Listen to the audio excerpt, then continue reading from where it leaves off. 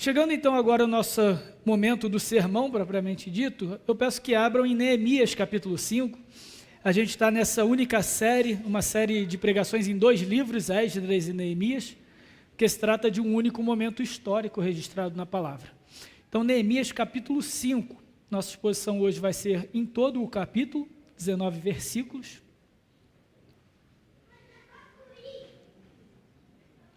Neemias, Esdras e Neemias, lá no Antigo Testamento, lá pela metade, primeira metade, acho que todo mundo já encontrou. Neemias capítulo 5, então, assim diz a palavra do Senhor. Foi grande, porém, o clamor do povo e de suas mulheres contra os judeus, seus irmãos, porque havia os que diziam: as nossas terras, as nossas vinhas, as nossas casas hipotecamos para tomarmos trigo nessa fome. Houve ainda os que diziam: tomamos dinheiro emprestado até para tributo do rei sobre as nossas terras e as nossas vinhas. No entanto, nós somos da mesma carne como eles, e nossos filhos são tão bons como os deles. E eis que sujeitamos os nossos filhos e filhas para serem escravos, e algumas das nossas filhas já estão reduzidas à escravidão. Não está no nosso poder evitá-lo, pois os nossos campos e as nossas vinhas já são de outros. Ouvindo eu aqui Neemias, pois, o seu clamor e essas palavras, muito me aborreci. E depois de ter considerado comigo mesmo, repreendi os nobres e magistrados e lhes disse: sois usurários, cada um para com seu irmão. E convoquei contra eles um grande ajuntamento. E disse-lhes: nós resgatamos os judeus, nossos irmãos que foram vendidos a gentes, segundo as nossas posses. E vós outra vez negociaríeis vossos irmãos para que sejam vendidos a nós? Então se calaram e não acharam o que responder. E disse mais: não é bom o que fazeis. Porventura não devias andar no temor do Senhor por causa do opróbrio dos gentios e os nossos inimigos? E também eu, meus irmãos, e meus moços, lhe demos dinheiro emprestado e trigo. Demos de mão esse empréstimo. Restituí-lhes hoje, vos peço, as suas terras e vinhas, os seus olivais e suas casas, como também o 100º do dinheiro, do trigo, do vinho, do azeite, que exigiste deles. Então responderam: restituí-lhes e nada lhe pediremos. Faremos assim como dizes. Então chamei os sacerdotes e os fiz jurar que fariam segundo prometeram. E também sacudiu meu regaço e disse: assim o faça Deus, sacuda de sua casa e de seu trabalho a todo homem que não cumprir essa promessa. Seja sacudido e despojado. E toda a congregação respondeu: amém. E louvaram o Senhor, e o povo fez segundo a sua promessa. Também nesse dia em que fui nomeado seu governador na terra de Judá, desde o 20º ano até o 32º ano do rei Artaxerxes, 12 anos, nem eu nem meus irmãos comemos o pão devido ao governador.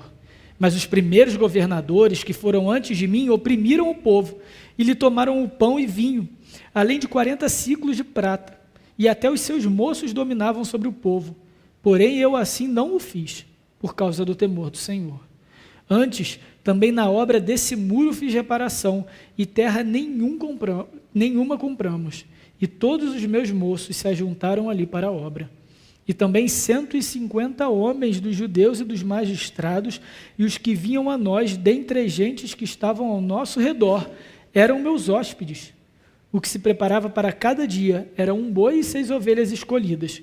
E também à minha custa era preparadas aves, e de 10 em 10 dias, muito vinho, de todas as espécies. E nem por isso exigiu o pão devido ao governador, porquanto a servidão desse povo era grande. Lembra-te de mim para o meu bem, ó meu Deus, e de tudo quanto fiz a esse povo. Até aqui a palavra do Senhor. Feche seus olhos mais uma vez, oremos. Senhor, mais uma vez obrigado pela perfeição da Tua palavra. Ela nos instrui como povo da aliança a vivermos em comunidade. Por isso, mais uma vez, derrama o Teu Espírito Santo sobre a Tua igreja, como acabamos de cantar aqui, que a bênção da iluminação da Tua palavra venha ao nosso coração e, de fato, possamos obedecê-lo por temor ao Senhor e por amor à Tua palavra e aos Teus mandamentos. Essa é a oração da Tua igreja, em nome de Jesus Cristo. Amém. Então, a gente está nessa longa jornada agora, a gente está chegando na metade do 2º livro da nossa série, Neemias, e a gente vê então nesse momento histórico passos importantes para a reconstrução da cidade de Jerusalém. O povo de Deus retorna do exílio, retorna do cativeiro na Babilônia, e agora ele então começa a reconstruir as muralhas, a estrutura, a infraestrutura, a segurança da cidade, agora sob a liderança de Neemias. É pela primeira vez no texto que a gente vê que Neemias foi designado governador. Ele passou 12 anos lá, na primeira ida a Jerusalém, para reorganizar, para reconstruir toda a cidade. E ao longo desse percurso, dessa história, a gente já viu inúmeras oposições contra o povo de Deus. Fosse na chegada ainda em Esdras, no lançamento e na construção do templo. Agora em Neemias a gente viu no capítulo 4 que houve uma oposição também dos inimigos do povo de Israel, primeiro ridicularizando o povo na sua empreitada de construção e depois até ameaçando eles com violência. E no nosso último capítulo a gente viu que era necessário que uma mão trabalhasse e a outra segurasse a espada. Tamanho era a ameaça ali que o povo sofria para reconstruir aquela cidade. Só que agora, irmãos, a gente vê pela primeira vez um risco, uma oposição, um obstáculo a essa construção vinda de dentro do próprio povo. E a gente precisa parar, então, com muita sabedoria e com muita atenção, porque o nosso texto, na verdade, o texto de Jeremias, de forma geral, nos mostra essa realidade da vida cristã. Nós, ao longo do percurso, nesse mundo, nós enfrentaremos obstáculos. Nós enfrentaremos dificuldades, nós enfrentaremos oposição, nós seremos ridicularizados, talvez até ameaçados. Mas não existe obstáculo mais duro, mais difícil, mais desafiador do que aquele que vem de dentro. Não tem nada mais ameaçador para o povo de Deus do que aqueles obstáculos, do que aqueles elementos ruins que surgem dentro do próprio povo e tem todo o potencial de causar divisão. E isso era muito marcante na vida daquele povo, voltando do exílio, porque quando a gente olha para a história do povo de Israel, eles tinham isso em mente, que a divisão era algo muito ruim, que eles já tinham sofrido com a divisão. Até o reinado de Salomão, filho de Davi, existia um único povo de Deus.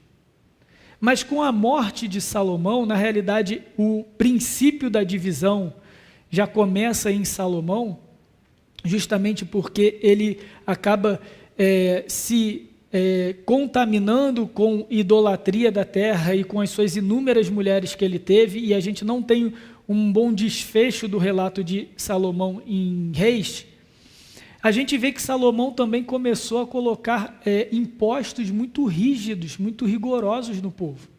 Provavelmente pela construção do templo, embora o seu pai Davi já tivesse deixado tudo pronto para ele. E aí então, quando Salomão morre e o seu filho Roboão sobe ao poder, ele diz o seguinte: ao contrário do que os anciãos, do que os mais velhos, os mais experientes disseram para ele fazer, ele disse o seguinte: se vocês acham que o meu pai Salomão foi rigoroso, agora vocês vão ver o que é rigor. Porque o meu dedo mindinho é muito mais pesado, muito mais rigoroso do que toda a força do meu pai Salomão. E aí Roboão então cria uma tensão, cria um peso, um fardo no povo de Deus, a ponto de suscitar a ira, a revolta de um grupo liderado por Jeroboão. E no momento então que há essa disputa, Jeroboão leva consigo 10 tribos localizadas ao norte, e aí então passa a ser chamado o reino de Israel, e Roboão fica ao sul com Judá e Benjamim, 2 tribos só, o povo do sul, o reino do sul.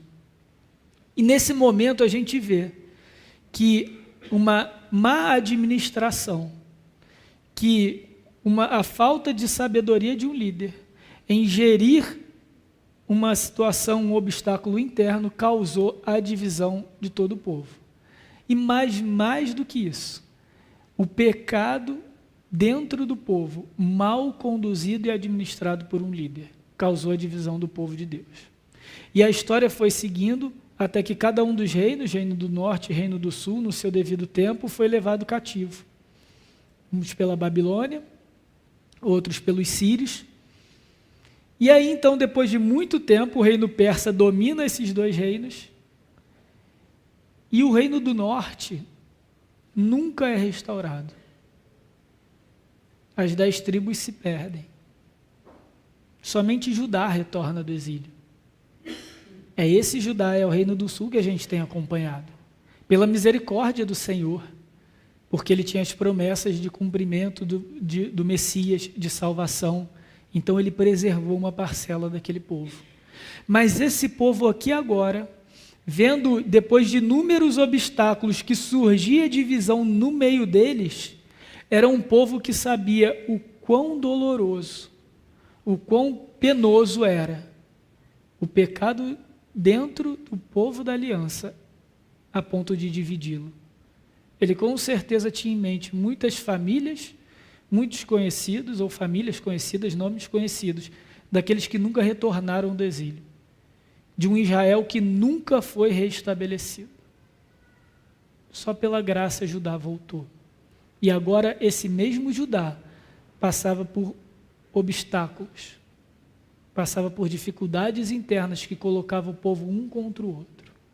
E a gente percebe isso no clamor das pessoas, daqueles que vão a Neemias, então, quando a gente vê no versículo 5, não somos da mesma carne como eles, os nossos filhos não são tão bons como os dele, e sujeitamos os nossos filhos e as nossas filhas para serem escravas.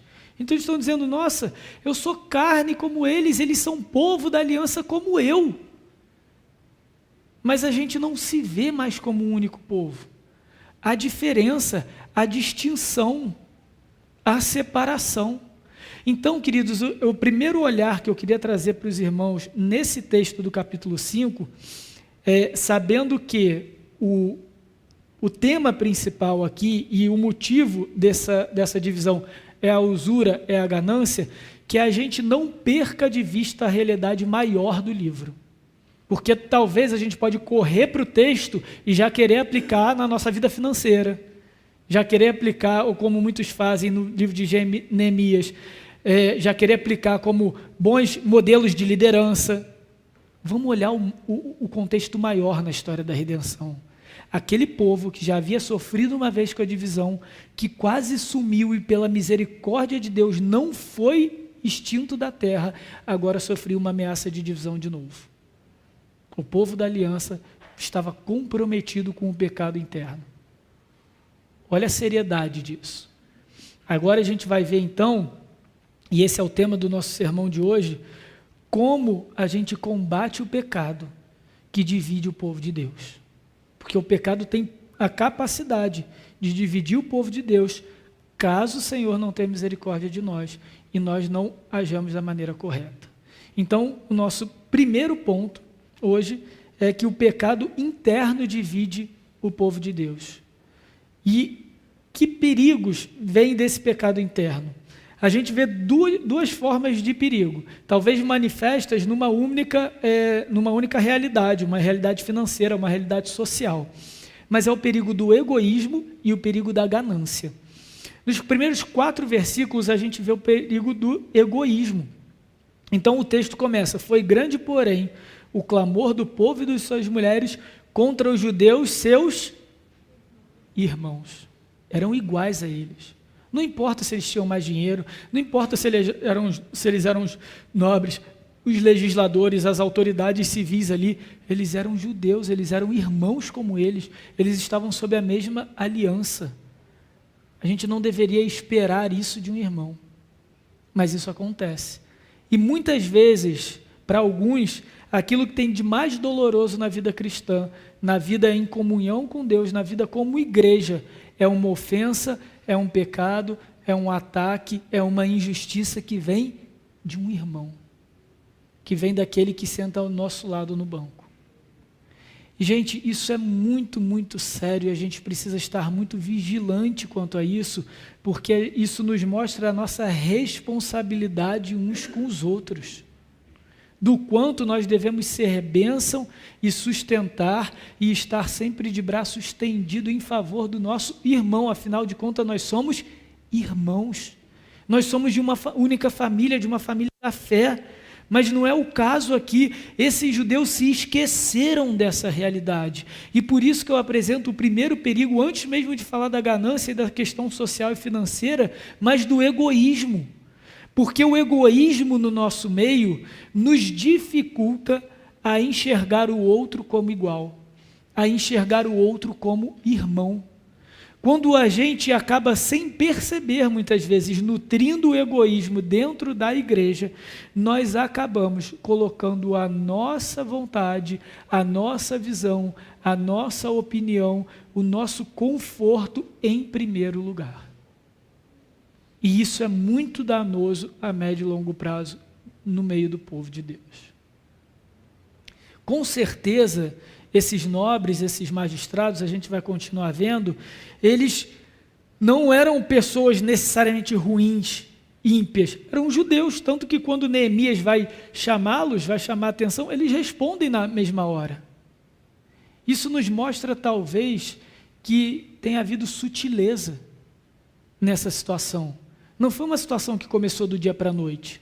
Não foi uma situação em que os nobres da região chegaram, bom, agora chegou esse montão de pobre aqui, vamos explorar ele mesmo, agora é hora de explorar as massas, é isso aí, capitalismo selvagem. Não, gente. Foi acontecendo naturalmente, sutilmente. Eles foram abdicando, abrindo mão, deixando de dar atenção ao seu caráter de irmão. Nas sutilezas, nas pequenas concessões, nas pequenas brechas no meio da nossa comunhão, a gente pode estar nutrindo um pecado interno sem perceber. O que agrava essa situação? O que faz então com que essa situação chegue a um nível de desespero, de calamidade, a ponto de comprometer a unidade do povo? Uma fome na região. Essa região desértica, ela naturalmente apresenta desafios para a produção dos grãos, para a produção de comida. Então, um período de seca maior do que o normal, com certeza vai comprometer a saúde financeira e até a saúde nutricional daqueles que estão mais à margem, daqueles que dependem mais, daqueles que estão à mercê de uma vida agrícola. E aqui no início, na defesa ou na reclamação daqueles, obviamente, injustiçados aqui, nós conseguimos identificar 3 situações. São os versículos 2, 3 e 4. 3 situações de calamidade e tragédia social. Essa situação social foi escalada devido à fome. Então, primeiro, versículo 2. Existiam aqueles trabalhadores rurais que não tinham terra.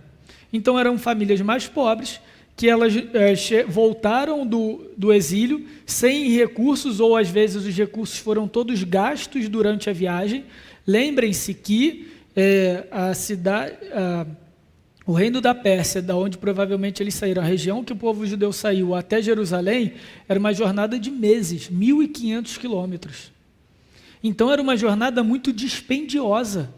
Tudo que ia ser gasto, tudo que ia ser consumido, teria que ter sido comprado previamente ou ao longo do caminho. Então, as famílias que tinham poucas posses, ao sair para Jerusalém, ao voltar para Jerusalém, provavelmente gastaram tudo que tinham. Então, elas já chegaram em situação de vulnerabilidade.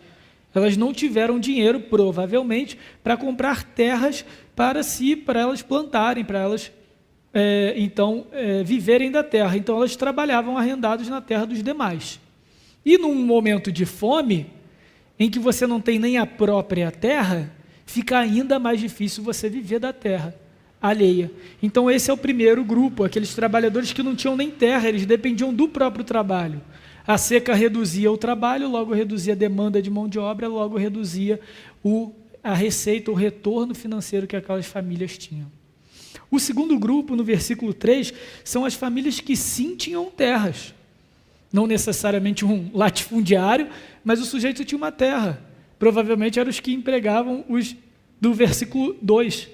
Mas com a fome, a sua produção cai e fica até difícil para eles comprarem alimentos para os da sua família. Então, o que eles fazem?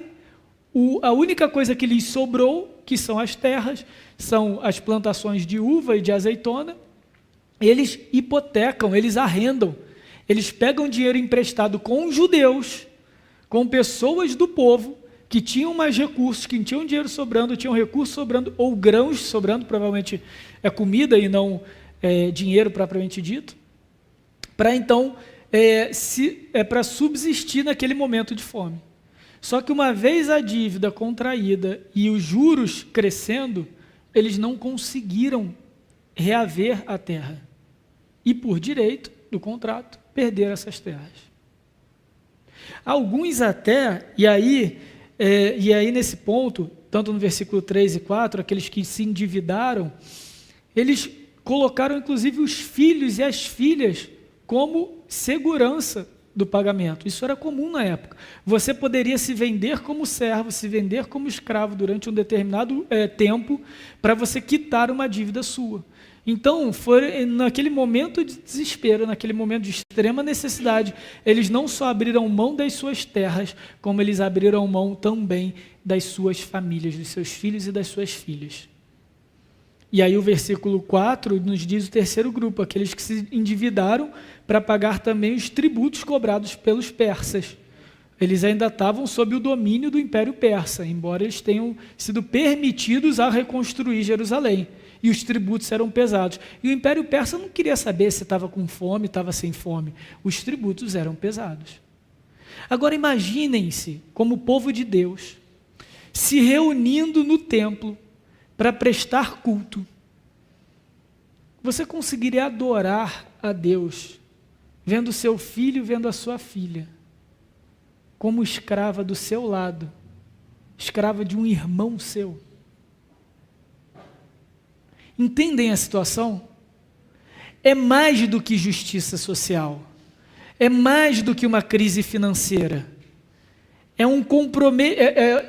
a situação compromete a saúde espiritual daquele povo, compromete a unidade espiritual daquele povo. Veja, eu não estou falando nem de uma revolta social, não chegou nesse nível, mas não precisa chegar num nível tão trágico para que já haja a divisão no meio do povo de Deus.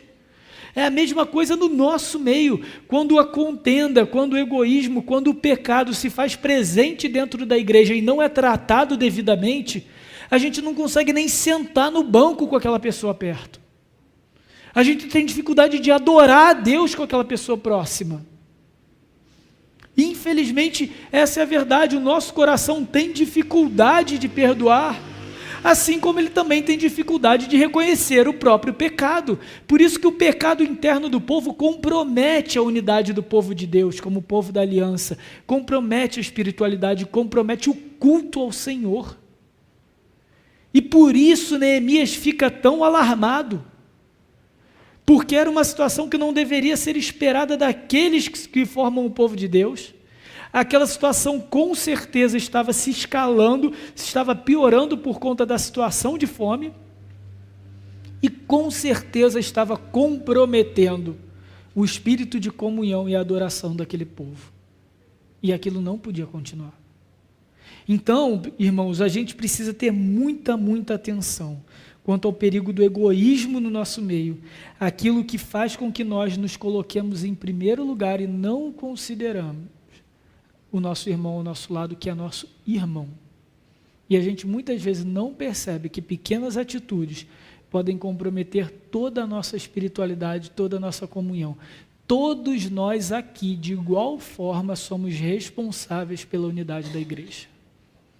Todos nós temos a responsabilidade de cuidar uns dos outros, de zelar uns pelos outros, de orar uns pelos outros. E se preciso e necessário for, identificar o pecado, nos arrepender e restaurar. A gente vai ver isso daqui a pouquinho.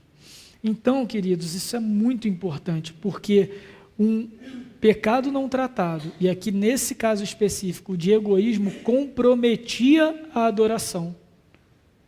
E comprometia a adoração principalmente daqueles que eram culpados desse pecado, porque eles agiam de forma hipócrita. O profeta Isaías, ao tratar da hipocrisia do povo, no momento de oração, ele traz exatamente esse contexto da justiça de Deus e da injustiça dos homens no momento de adoração. Abra, por favor, Isaías capítulo 1.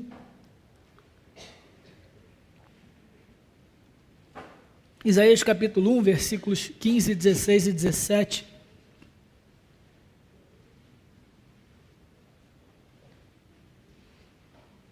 Isaías capítulo 1, versículos 15, 16 e 17. O profeta então nos diz: pelo que, quando estendeis a mão, escondo de vós os olhos. Sim, quando multiplicais as vossas orações, eu não as ouço, porque as vossas mãos estão cheias de sangue. Lavai-vos, purificai-vos, tirai a maldade de vossos atos, de diante dos meus olhos.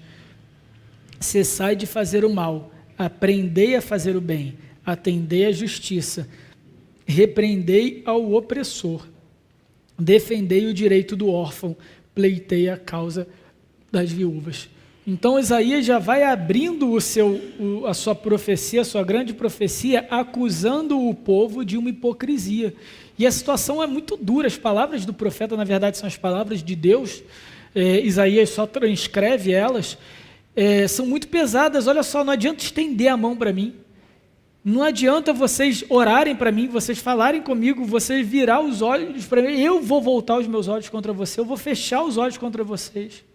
Eu não vou receber a adoração de vocês, porque vocês estendem as mãos para me adorar e as mãos de vocês estão cobertas de sangue. Então, em vez de vocês me adorarem, eu quero que antes vocês se lavem, se purifiquem e tirem a maldade do meio de vocês. E como que vocês vão fazer isso? Cessando de fazer o mal, aprendendo a fazer o bem, atendendo à justiça e repreendendo o opressor. Muitas pessoas, de forma errada, de forma equivocada, tomam esse texto para defender um chamado evangelho social. O que é isso? Então, é aqueles que colocam o evangelho como sinônimo de boas ações, de fazer o bem em relação ao outro. Talvez isso seja mais popular quando diz: a verdadeira religião é cuidar dos pobres, dos oprimidos, dos vulneráveis, dos órfãos, das viúvas, né? Só que não é isso que o texto ensina aqui. Deus não está dizendo que o fazer o bem, que fazer a justiça substitui a adoração dele. Ao contrário do que muitos da teologia social defendem. Talvez não com essas palavras. Talvez com outras posições, com outras ações mais sutis.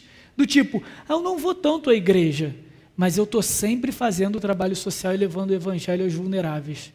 Mas uma coisa não tem nada a ver com a outra, gente. A adoração, o culto público, o prestar culto a Deus é uma coisa. Ajudar os pobres, ajudar os vulneráveis, ajudar os necessitados, os injustiçados nas suas necessidades é outra. Você não cultua assim, ok? Você não cultua servindo mais necessitado. Você cultua aqui, domingo. Porque a gente só pode cultuar a Deus como Ele estabeleceu o culto. Mas a gente reflete o caráter regenerado no nosso coração, a justiça do reino quando a gente serve o mais vulnerável, com certeza, e a gente tem que fazer isso todo dia da nossa vida. Todos os dias, a gente tem que estar com os olhos atentos para as necessidades ao nosso redor. Mas não confundam isso com culto. Isso não é culto. Não é isso que Isaías está ensinando aqui. Isaías está ensinando o seguinte: olha só, eu não vou aceitar o culto de vocês porque vocês são hipócritas. Vocês me cultuam religiosamente da forma correta, mas quando vocês têm que agir da forma correta, vocês não agem. E o exemplo disso é que olha a injustiça que está no meio de vocês. Vocês têm mãos de sangue, vocês têm culpa. Vocês veem o mal e vocês compactuam com o mal, vocês se omitem. Vocês não atendem às necessidades daqueles que estão próximos de vocês. Ou seja, o culto de vocês é religioso, é pro forma, é por obrigação. Mas se vocês me amassem e se vocês me cultuassem e me adorassem por amor a mim, isso ia doer em vocês como dói em mim. A injustiça no mundo dói no povo de Deus como dói no próprio Deus. Mas não adianta a gente servir e prestar culto solene se o nosso dia a dia não está condizente com aquilo que a gente afirma. E era exatamente essa a situação daquele povo em Neemias 5. Eles eram hipócritas, talvez sem perceber, mas isso não tira a culpa, gente. Eles estavam ali servindo a Deus, eles estavam ali ajudando na reconstrução, mas ainda assim, eles estavam explorando aqueles irmãos do próprio povo para lucro, para benefício próprio, quando não deveriam. E a injustiça muitas vezes nasce exatamente de uma postura egoísta. Nesse caso aqui fica mais claro ainda, porque a oportunidade financeira era mais importante do que o bem-estar daqueles irmãos. Aquelas pessoas que tinham muitos recursos, que tinham terra, que tinham grãos, viram uma oportunidade de lucrar em cima daqueles necessitados do próprio povo. Eles se apartaram deles no seu coração, começaram a os ver como um meio de enriquecer. E isso é abominável. Neemias 5 nos mostra o perigo do egoísmo, nos mostra o quanto a gente precisa sondar o nosso coração. Aqui, de novo, especificamente em relação às finanças, mas a nossa postura egoísta pode ser identificada, pode ser manifesta em tantas outras áreas da nossa vida, de tantas maneiras diferentes aqui na nossa comunhão como igreja, e a gente tem que estar atento a isso. Mas não é só o perigo do egoísmo, mas agora especificamente, entrando no texto, o perigo da ganância. Então, sim, o egoísmo de maneira geral é prejudicial dentro do povo de Deus, e ele se manifestou com um pecado da ganância. O cuidado com os mais necessitados e a maneira como nós devemos lidar com os bens materiais é extremamente importante para Deus. Tanto é que mais de 20% dos ensinos de Jesus tocam no assunto das riquezas, dos bens materiais ou da ajuda e da assistência aos mais necessitados. Não é pouco, gente. É quase um quarto do que a gente tem registrado nos 4 evangelhos. E quando Jesus fala sobre isso, ele fala isso de algumas formas, de maneiras gerais que a gente precisa considerar. Então, Cristo nos ensina como nós devemos administrar os nossos recursos. Isso é importantíssimo para Deus. A maneira como a gente deve administrar, seja no muito, seja no pouco, mas como que a gente lida com aquilo que a gente tem, com os recursos financeiros, com os recursos materiais que Deus nos confiou. Independente de quanto a gente tenha, independente do quanto sobre ou não. A Bíblia nos ensina a ter responsabilidade e ser gratos com aquilo que a gente recebe materialmente de Deus. Mas Jesus também nos ensina que a nossa vida não é definida pelas riquezas. Aquilo que nós temos, aquilo que nós possuímos, aquilo que nós conquistamos com o nosso trabalho, não é definição do nosso caráter, da nossa identidade, nem da nossa alegria. Por isso nós não devemos depositar a nossa confiança e a nossa vida naquilo que a gente produz do nosso trabalho. Embora Deus abençoe e muito o fruto das nossas mãos, o trabalho que nós temos. Mas a gente não deve confiar nessas coisas, a gente não deve viver para essas coisas, porque elas são temporais. E a partir disso, Jesus nos dá um ensinamento muito profundo acerca da divisão, da separação, da distinção daquilo que é material, terreno, temporário, e daquilo que é eterno, daquilo que é espiritual. Cristo diversas vezes nos orienta a prestar atenção, a depositar a nossa fé, a colocar o nosso coração nas coisas do reino de Deus. O reino de Deus é um dos temas mais importantes na pregação de Cristo. E muitas vezes, quando ele vai falar de riquezas, ele compara as riquezas com o reino de Deus, com o reino dos céus, porque o reino é eterno. O reino não é temporário.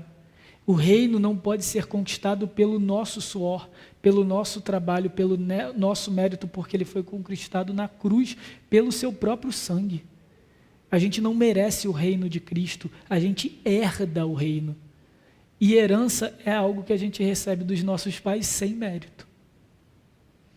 Então, vejam, até quando a gente vai falar sobre recursos financeiros, a Bíblia só reconhece duas fontes legítimas de receita, digamos assim, que é o trabalho e a herança. Porque no final das contas, isso reflete exatamente as bênçãos que Deus nos dá. Quando Deus então cria o homem, ele abençoa o homem para o trabalho, para que ele agora gere cultura, gere riqueza a partir dos recursos naturais que Deus criou e colocou diante desse homem. Mas como Deus amoroso, e nós sendo pecadores, não merecendo nada além da morte, ele nos chama como filhos e nos dá o seu reino como herança. É algo que o Pai conquistou para usufruto dos filhos. Eu sei que vocês aqui que são pais, avós, vai dando uma época da vida que a gente começa a pensar, não, agora eu estou trabalhando para que meus filhos tenham alguma coisa, para que eles tenham uma segurança, para que eles não precisem necessariamente passar essa situação que eu passei. E a gente vê isso como bênção de Deus, como pais. É herança. O pai se alegra em deixar a herança para o filho, em prover para o filho. É isso que Deus tem para nós. E Jesus tem isso no ensino dele, tem isso na centralidade do ensino dele. Agora, é justamente quando a gente aprende então a administrar os recursos, a reconhecer que a nossa vida não é definida pelas questões materiais, que nós recebemos tudo que nós temos por amor de Deus e pela herança, pela misericórdia, é que Cristo nos alerta contra o perigo da avareza e da ganância, que é aquela disposição do nosso coração em querer conquistar todas as coisas com o nosso próprio mérito. E como a gente não consegue conquistar as coisas espirituais com o nosso próprio mérito, a gente tenta conquistar aquilo que está ao alcance das nossas mãos. A gente tenta conquistar aquilo que é material. Por isso que o poder financeiro, o poder político, a influência é tão sedutor aos olhos do ser humano, porque é algo que está ao nosso alcance.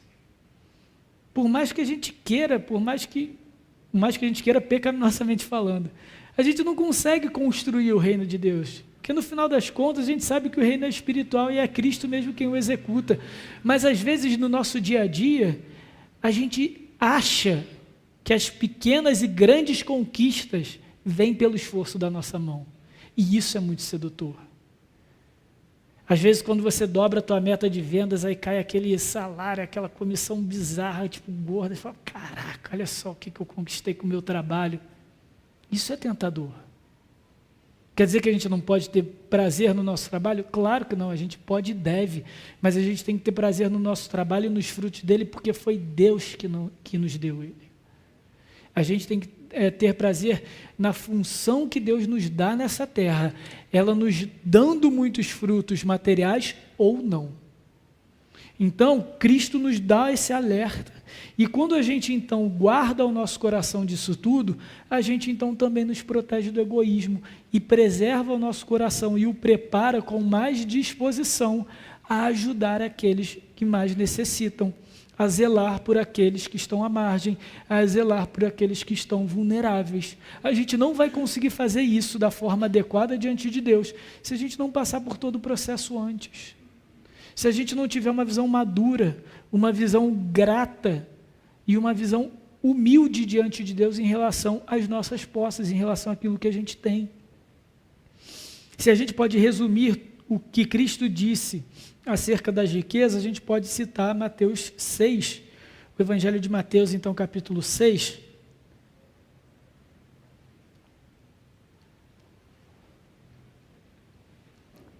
Mateus 6, do 19 ao 21.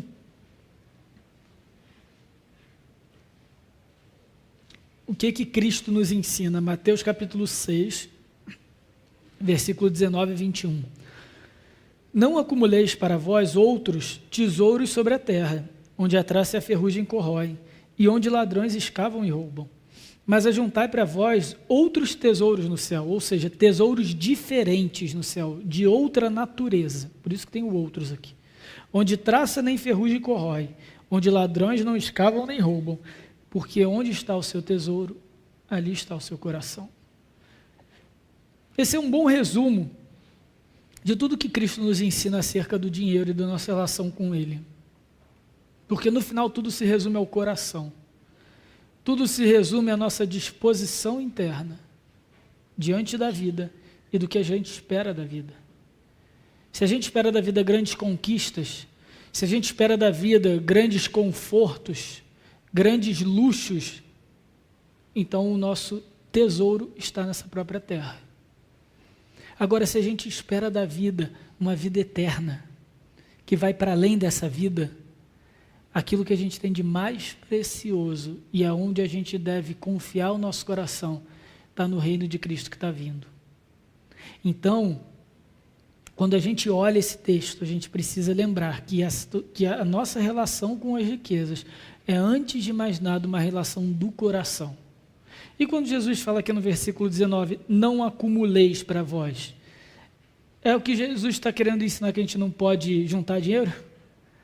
De repente, se a gente começa a ganhar melhor, a gente não pode, sei lá, trocar de carro, ter um carro mais bacana, ou comprar uma casa maior, ou fazer uma viagem. Será que é isso? Será que é um voto de pobreza que Jesus está ensinando aqui para a gente? Não acumuleis tesouros? Claro que não, gente. Claro que não. A Bíblia não é contra a riqueza. A Bíblia é contra o amor à riqueza.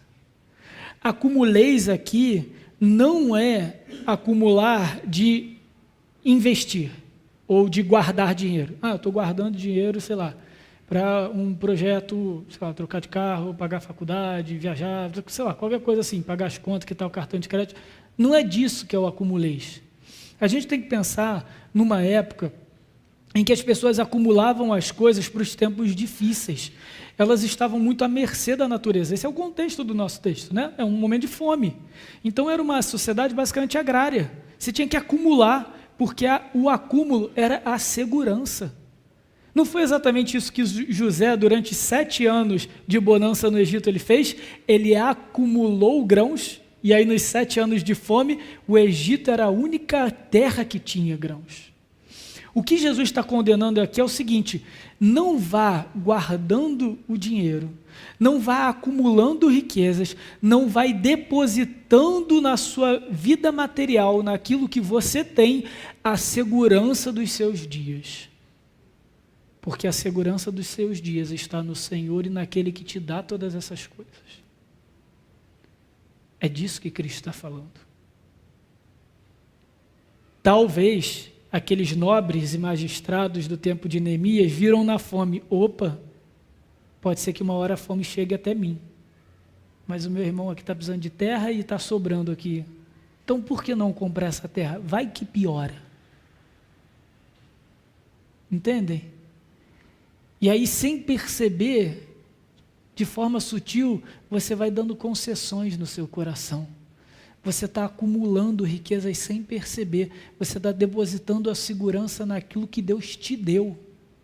E aí você esquece que o dinheiro e as finanças são dadas por Deus ao seu povo a serviço do seu povo.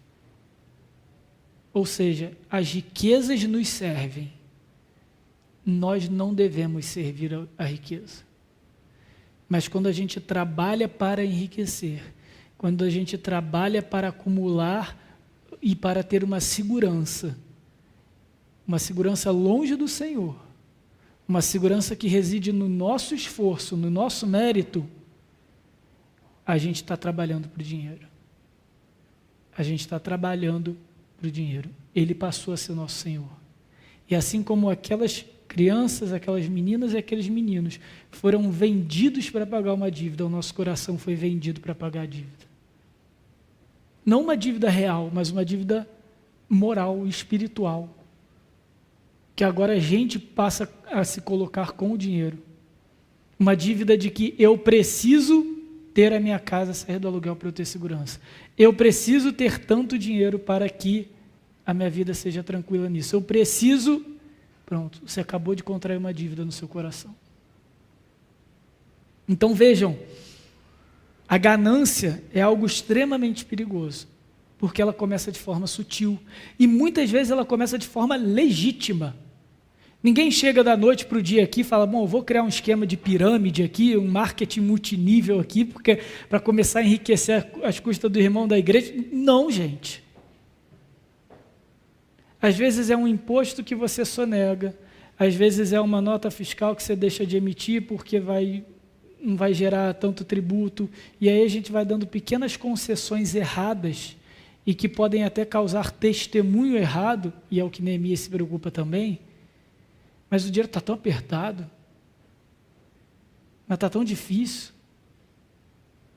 Às vezes você está com as contas todas pendentes, e aí na hora de pagar ali o mercado, em vez de você receber R$5 de troco, você recebe 70. Aí o sujeito ainda dá o dízimo dos 70 e fala, glória a Deus, era os 63 que faltava aqui para pagar a conta do gás. Gente, que isso? Confia no Senhor. Só que confiar no Senhor é difícil quando a gente mais precisa confiar nele. É fácil confiar em Deus quando está tudo pago, não é? É fácil a gente dar glória a Deus quando está tudo tranquilo, ali, céu de brigadeiro, de boa. Agora, quando os boletos atrasam, às vezes, quando um plano nosso não dá certo, quando a nossa carreira muda, aí que o bicho pega. Mas é aí que a gente precisa ter confiança.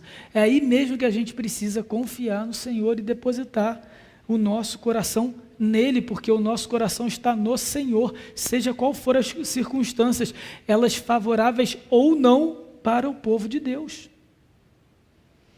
E então nós vemos a partir do versículo 7, como que Neemias reage, como que a união e como que a comunhão é preservada diante da ameaça do pecado interno. E é assim que a gente deve fazer no nosso meio e na nossa vida. É sempre o mesmo caminho de arrependimento. Ele começa com a identificação do pecado, a confissão e o arrependimento e a restituição dele. É isso, as três coisas que a gente vai ver aqui. A identificação, a confissão, arrependimento e a restituição. Então, no versículo 7, depois de ter considerado comigo mesmo, repreendi os nobres e magistrados, e lhes disse, sois usurários, ou seja, usura, estão agindo com ganância, com usura, cada um para com seu irmão. Então, Neemias traz à tona essa ideia, olha só, vocês não estão sendo só gananciosos, o que já seria muito pecado, mas vocês estão agindo isso com os seus irmãos, isso é muito sério, isso dobra a culpa de vocês. E aí ele convocou então um ajuntamento como eles, com um grande ajuntamento com eles. A gente já viu em pregações passadas que Neemias é um cara de oração, é um sujeito de oração e de ação. Já é comum, já é se esperar a gente ver Neemias pensando, refletindo, orando e jejuando por meses antes de tomar uma ação. E aqui não é diferente, olha só o que no versículo 7 diz, depois de ter considerado comigo mesmo. Neemias nos mostra uma característica que deve ser muito nutrida por nós cristãos, a característica da prudência, a característica da sobriedade. A gente não pode agir com impulso, a gente não pode reagir às situações, a gente tem que ser prudente em todas as coisas. E é impressionante, pessoal, como quando a gente fala de vida financeira, a imprudência acompanha muitos dos nossos problemas financeiros, é ou não é? Às vezes a gente gastou mais do que devia, se empolgou na Black Friday, e aí a gente olha, daqui a pouco está chegando, hein, gente? Repreende. E aí, de repente, caramba, eu estou aqui apertado. Aleluia. Gente, se preocupa não, isso é benção, família da aliança no meio do povo de Deus, tá bom, gente? Está me ajudando aqui, amém. Então, Não me incomoda, não deve incomodar vocês, nossos bebês falando durante o culto, tá bom? Fiquem tranquilos. Então, pessoal, muitas vezes acontece isso, os nossos problemas financeiros, as nossas dificuldades materiais surgem do ímpeto, surgem de uma vida que é a reação das coisas. Meu carro quebrou, caramba, vou passar no cartão de crédito, vou pagar uma dívida. Espera aí, cara, calma, será que não tem ninguém que pode te ajudar? Será que você realmente precisa consertar o carro agora, nesse momento? Calma, ora, pede a Deus. Vamos considerar as coisas. Vamos devagar. Muito do nosso ímpeto vai ser tratado pela oração e a confiança vai partir daí. Então, é um detalhe do texto, mas que eu queria chamar a atenção. Uma vida impetuosa não faz parte da vida financeira do servo de Deus. Ok? Então, a gente deve seguir aqui. Versículos 7 e 8, então Neemias, ele destaca, ele identifica qual é o pecado. E aí, então, ele coloca, dispus-me e disse aos nobres e aos magistrados e ao resto do povo, não os temais, lembrai-vos do Senhor. Não, desculpa, gente. Peguei aqui outra referência.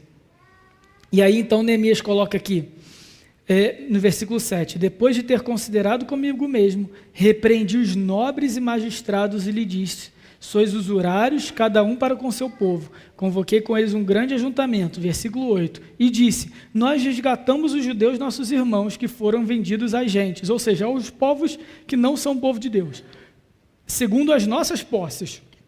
E vós, outra vez, negociareis os vossos irmãos para que sejam vendidos a nós?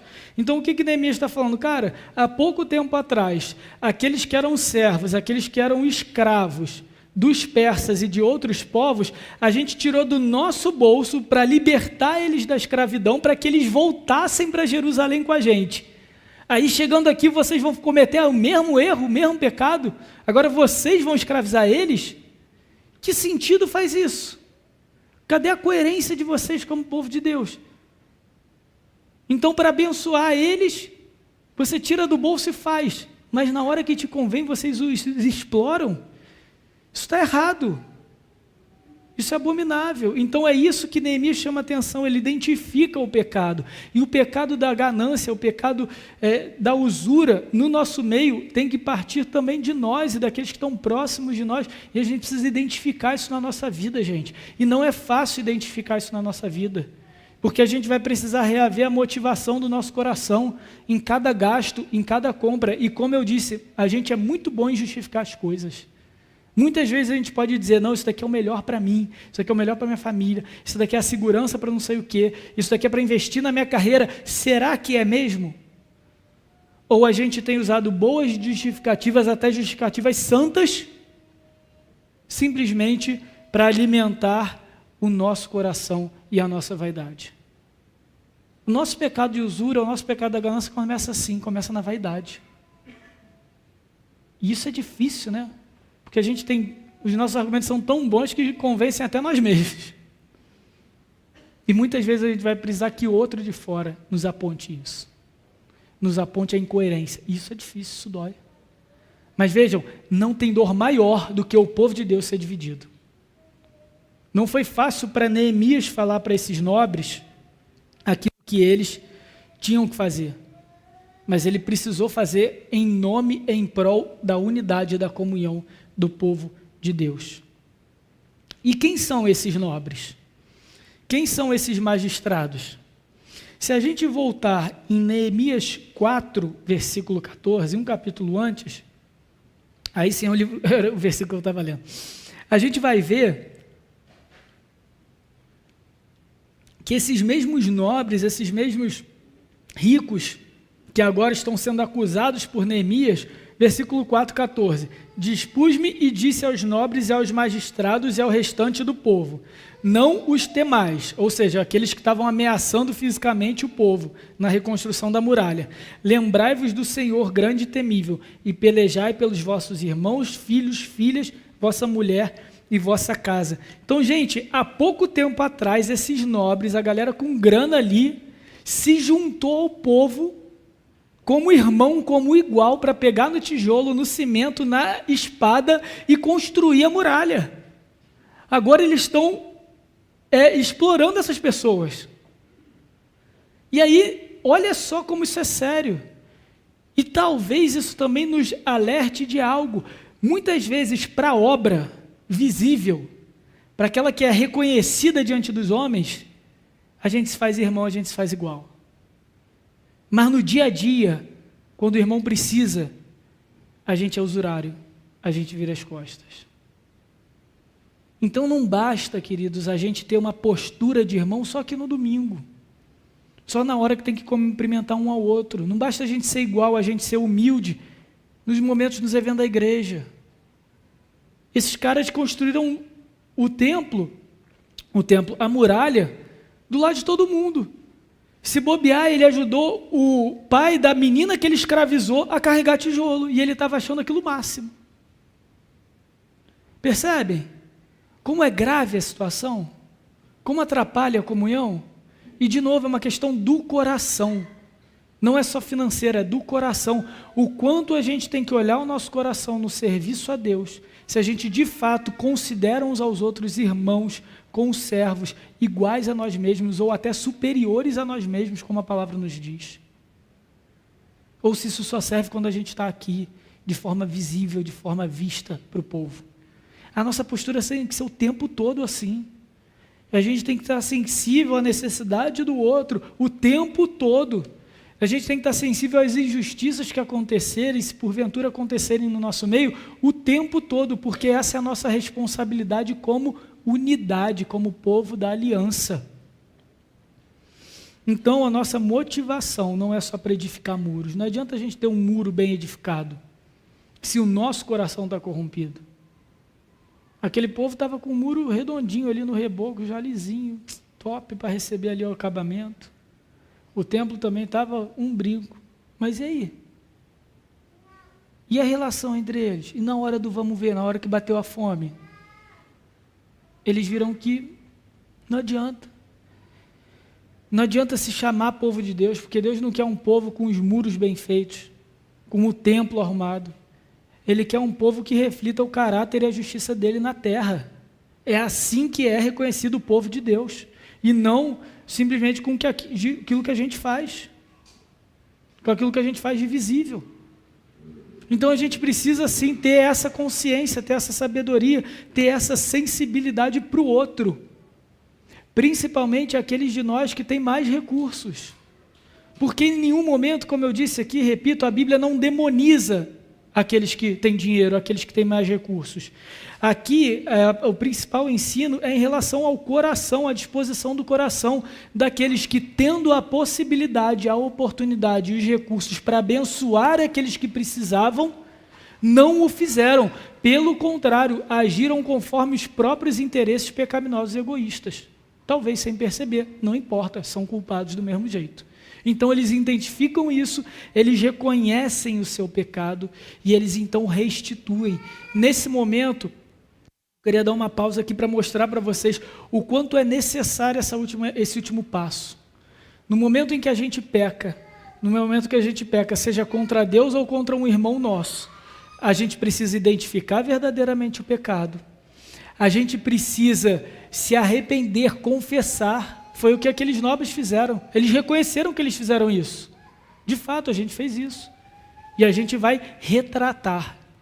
Ou seja, aquilo que estiver sob a nosso alcance, sob a nossa responsabilidade, para tentar de alguma forma refazer ou reaver o mal que foi realizado ou que veio por causa do nosso pecado, deve ser feito por nós. Nem sempre a gente consegue fazer isso. Mas a gente também precisa considerar isso nas nossas ações pecaminosas. Qual é a minha ação? Qual é a minha postura? O que eu preciso fazer quando eu pecar? Essas pessoas não somente retornaram a terra a eles, não somente anularam a dívida, como eles devolveram os lucros. Eles devolveram 1% eram os juros. Ou seja, toma aí a sua terra, não precisa me devolver o dinheiro, eu saio no prejuízo e ainda está aqui o lucro que eu recebi de você das parcelas que você pagou, sei lá como é que era o esquema lá. Vejam, eles assumiram a dívida. Eles reconheceram o pecado, e no reconhecimento verdadeiro do pecado, eles assumiram a dívida. Isso é verdadeiro arrependimento. É aquele que se reconhece o pecado, confessa a sua culpa e se dispõe a reparar, se possível for. E a gente tem 2 exemplos, eu já citei aqui falando de arrependimento, vou citá-los novamente. A gente tem o arrependimento de Judas e o arrependimento de Pedro. Quando Judas vê a besteira que fez, o que ele faz? Ele vai devolver as moedas de prata. Não dando, não acontecendo nada, ele tentando ali de alguma forma, não dando o resultado que ele queria, o que ele faz? Ele se enforca. Ele não tenta reparar nada. Ele foge da situação. E quando ele não consegue fugir da situação, ele foge da própria vida. Ele dá cabo da própria vida. Aquilo não é arrependimento, aquilo é covardia, o que aconteceu com Judas. E muitas vezes a gente age como Judas. A gente foge, porque a gente não tem coragem de reparar o que precisa ser reparado. Pedro não. Pedro, quando Cristo aparece na praia na ressurreição, depois de ressurreto, ele é o primeiro a chegar na praia. Mesmo todo em dívida, mesmo ali no vacilo, ali no cheque especial com Jesus, depois de ter negado ele 3 vezes. Ele não está nem aí com a humilhação, ele não está nem aí se ele vai levar uma bronca de Cristo, está nem aí. Ele quer reparar, porque ele sabe que ele pecou. Ele sabe que ele está em dívida com Cristo, ele sabe que ele negou o Messias, o Salvador dele, e ele quer reparar, ele vai reparar, ele não está nem aí para humilhação. Ele não está nem aí se os outros discípulos vão ouvir ou não. Ele quer reparar, porque ele reconhece a culpa dele, ele reconhece o pecado dele. É assim que a gente age no pecado. Se a sua vida financeira está sofrendo por causa do pecado, cabe a você identificá-lo. Tem que sentar na frente do Excel, na frente da calculadora, na frente do extrato do banco em oração para identificar o mal? Faça-o, eu não sei. Mas identifique. Se arrependa e retrate se precisar retratar. Mude seus hábitos, não importa. Não adianta só, Senhor, me desculpa, me perdoa, estou sendo leviano com o dinheiro que você me deu. E aí, vida que segue? O que você precisa fazer? Às vezes você vai ter que se humilhar. Às vezes você vai ter que pedir perdão. Às vezes você vai ter que confessar algo que você está fazendo. Mas lembre-se, o nosso coração deve estar no reino de Deus, não no reino dessa terra. Nós não confiamos nas riquezas, nós não confiamos naquilo que as nossas posses nos dão. E se a gente precisa tratar o pecado também nessa área, a gente precisa tratar, seja qual for, as consequências. Bom, então a Bíblia nos segue aqui dizendo, versículos 11 e 12, que Neemias os instruiu a restituir tudo, as terras, as vinhas, os olivais e também o 100º do dinheiro. E eles restituíram, nada lhes pediremos, faremos assim como dizem. Então eles reconhecem, estão dispostos à ação. Então chamei os sacerdotes e os fiz jurar que fariam segundo prometeram. E, gente, esse é um detalhe também importantíssimo do nosso texto, porque aqui Neemias está relembrando aquelas pessoas envolvidas que tudo o que aconteceu ali estava comprometendo a vida deles com Deus. Que nada do que estava acontecendo ali era simplesmente uma justiça social.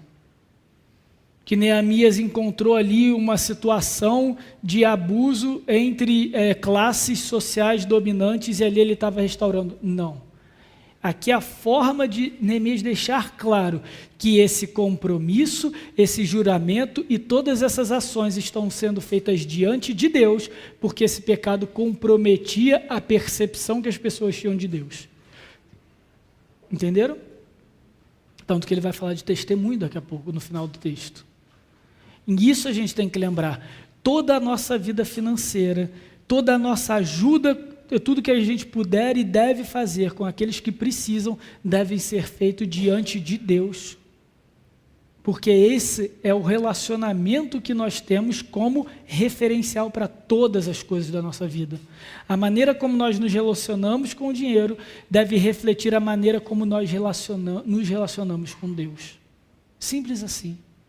A gente não age dessa forma financeiramente ou materialmente para ganhar algo, ou para enriquecer, ou para viver bem na terra. Não, é um reflexo daquilo que a gente sabe de Deus, que Deus é quem nos sustenta, que Deus é quem nos dá todas as coisas, e é quem Deus, inclusive, quem nos abençoa para ser veículo de bênção na vida daqueles que precisam. Isso faz com que o coração e a mente daquelas pessoas envolvidas, inclusive dos que estavam sendo extorquidos ou explorados, faz com que a mente deles aterrize para a realidade, que Deus está sob o controle de todas as coisas. Então, até aqueles que, porventura, recebem ajuda financeira, nunca devem fazê-lo. Não, é isso aí, pô, ele tem mais dinheiro que eu, é meu irmão em Cristo, tem que me ajudar mesmo. Não. A gente tem que louvar a Deus, porque irmãos nossos têm mais recursos que a gente e podem nos ajudar quando for necessário. E tem que louvar a Deus por isso, e não louvar o irmão por isso. Vejam, essa mensagem é para todos, tendo dinheiro ou não. E isso é o que faz realmente o ensino bíblico ser tão diferente e tão mais profundo do que outras filosofias e outros pensamentos sociopolíticos. Por exemplo, quando a gente pega o exemplo da filosofia marxista, ela divide basicamente as pessoas em classes, em grupos de poder, aqueles que detêm os meios de produção e os que não detêm, e por isso há exploração, a desigualdade no exercício do poder, a desigualdade na distribuição das riquezas, logo a desigualdade e sofrimento social. Qual é a solução do marxismo, então, para isso? Você retira do poder de alguns o controle dos meios de produção, dá ao governo e o governo distribui de forma igual. Bonito. Sabe qual é o problema disso, gente? É que o marxismo, na sua matriz, é ateísta. Ele não considera a existência de um Deus. Então ele é superficial na sua análise. Vejam, aqui não é demagogia política, mas a questão não é simplesmente que o problema da injustiça social e da desigualdade social no mundo é porque uns têm mais riquezas do que outros. A Bíblia não é contra isso. Pelo contrário, muitos na Bíblia, Deus enriqueceu de grande modo. Jó, depois de todas aquelas coisas, ficou mais rico ainda do que era. E tantos outros. Então a questão não é a desigualdade. Você tratar a desigualdade como problema é muito superficial, é muito raso. A Bíblia não trata isso. A Bíblia diz que o problema da desigualdade está no coração do homem. Porque o pecado do homem faz com que aqueles que têm mais queiram reter para si e explorar os que têm menos. Quando na realidade, quando a gente vê o reino de Deus, aqueles que têm mais, eles só têm mais prazer de abençoar e de ser meio de graça para aqueles que têm menos. Porque a mensagem do Evangelho não é uma mensagem social, ela é mais profunda que isso, ela é uma mensagem do coração, ela vai dizer: todos os homens pecaram e carecem da glória de Deus. Todos pecaram, todos estamos em dívida, do mais rico ao mais pobre. Todos estamos em dívidas, escravizados por aquilo que o pecado fez de nós. Não importa o quanto esteja na nossa conta bancária, a gente necessita de um pagador, a gente necessita de um resgatador, a gente necessita daquele que vai nos salvar da grande dívida que nós temos com Deus, que pode nos causar a morte eterna. E quando a gente é alcançado por Cristo e reconhece que Cristo é quem pagou a nossa dívida de pecado, aí a gente pode então ser generoso, a gente pode então viver usando o dinheiro a serviço nosso e a serviço dos que precisam ao nosso redor, e não nós servindo ao dinheiro com a nossa vida. Mas para isso a gente tem que entender que a gente é devedor e que a gente não tem nada. É por isso então, que o apóstolo Paulo, na segunda carta aos Coríntios, versículo 8 a 11, capítulo 8, versículos 8 a 11, e eu finalizo com esse texto. Ele nos diz o seguinte: não vos falo na forma de mandamento, mas para provar pela diligência de outros a sinceridade do vosso amor. Pois conheceis a graça do nosso Senhor Jesus Cristo, que sendo rico se fez pobre por amor de vós, para que através da sua pobreza vos tornasseis ricos. Vou repetir o versículo 9, 2 Coríntios 8, versículo 9. Pois conheceis a graça do nosso Senhor Jesus Cristo, que sendo rico se fez pobre por amor de vós, para que pela sua pobreza vos tornasseis ricos. Irmãos, é por isso que a gente pode viver a unidade dentro da igreja, mesmo que o pecado queira prevalecer no nosso meio, mesmo que a ganância e o egoísmo queiram nos roubar o coração. A gente pode ser um único povo, mesmo que haja desigualdade financeira entre nós, porque todos nós, sem Cristo, éramos pobres. Mas aquele que é dono de todas as coisas, aquele que criou todas as coisas, aquele que criou o universo no seu poder, sujeito a todas as coisas, ele morreu por nós, pagou a nossa dívida e nos atribuiu esse crédito.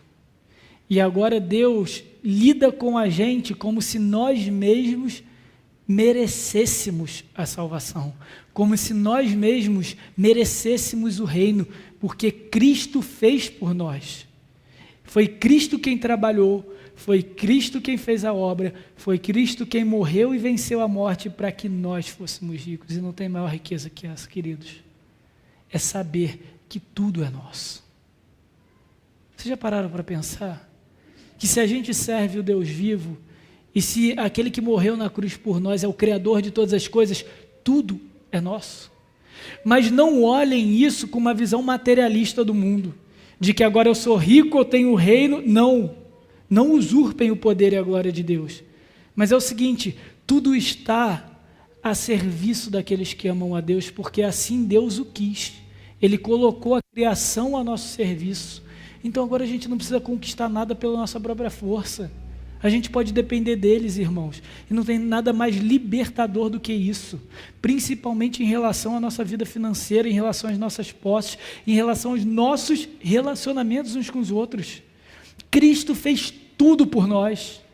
E agora o que a gente precisa fazer é buscá-lo, nos arrependermos diante dele e depositarmos a nossa confiança nele, acumular confiança em Cristo e somente em Cristo. E tudo que a gente vier a construir na nossa vida, tudo que a gente vier a conquistar, tudo que a gente colher do nosso trabalho como fruto, é para a glória dele, porque ele permitiu isso.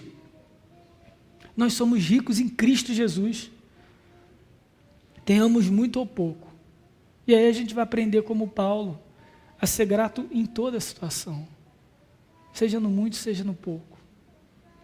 E que esse seja o nosso pensamento, que essa seja a nossa disposição de coração daquele que reconhece que era pecador, que tinha uma dívida impagável, mas Cristo morreu por nós e pagou essa dívida para que a gente fosse feito rico em nome dele. Amém? Feche seus olhos. Mais uma vez vamos orar para encerrar então esse nosso momento. Senhor, nós só podemos diante disso agradecer ao Senhor, que com todo o desprendimento, generosidade e amor, o Senhor nos recebeu como filhos através do sacrifício de Cristo. Nada que somos, nada que temos vem do Senhor, Pai. Nos perdoa por muitas vezes querermos viver uma vida autônoma, uma vida confiando nas nossas próprias capacidades, dons, talentos, trabalhos, recursos, seja lá o que for. E isso acaba muitas vezes nutrindo o egoísmo no nosso coração, até mesmo a ganância.